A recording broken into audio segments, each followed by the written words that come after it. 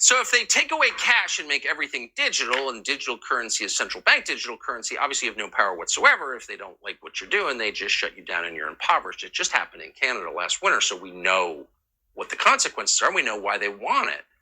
So that couldn't happen, right? Well, we may live to see the day that it does happen. And here's the latest sign that it may be happening. The number of banks and ATM machines in this country are in steep decline.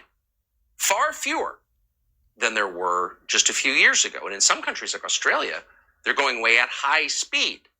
So this is not something that anyone voted on.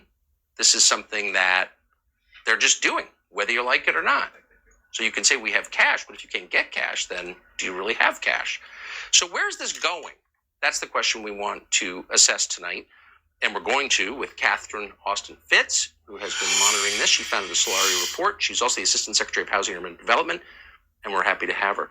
Catherine, thanks for coming on. So I think if you put this up to a vote nationally, most people would say, no, I may not use cash, but I'd like to have cash, because if there's no cash, then I have no control over my life. But it seems like this could be a way to affect the same outcome without a vote. So, Tucker, the one of the bedrocks of freedom is freedom to do financial transactions, including privately, or freedom to do where you want to do and wherever you want to do. And unfortunately, as the financial system has become more and more digital, you see more and more not only invasive surveillance, but more and more controls. You referred to Canada, perfect example. And a little bit like bringing up a corral around us, and CBDCs, central bank digital currencies, and vaccine passports or digital IDs are sort of the last shutting of the gate.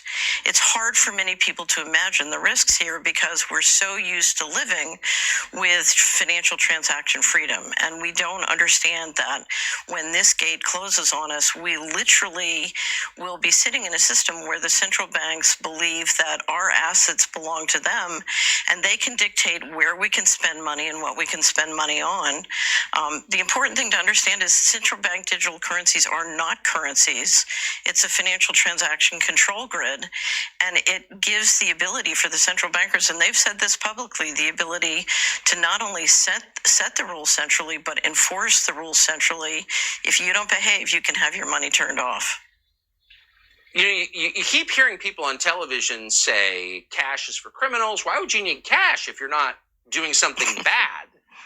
Why are so few financial journalists pointing out that actually if cash goes away, so does any power you might have had over your own life? Well, I find a lot more journalists are beginning to understand and are beginning to not only write about this and talk about this, but do documentaries. We just had a new documentary done here out of the Netherlands called State of Control, which does a great job of explaining the invasive nature of this control grid.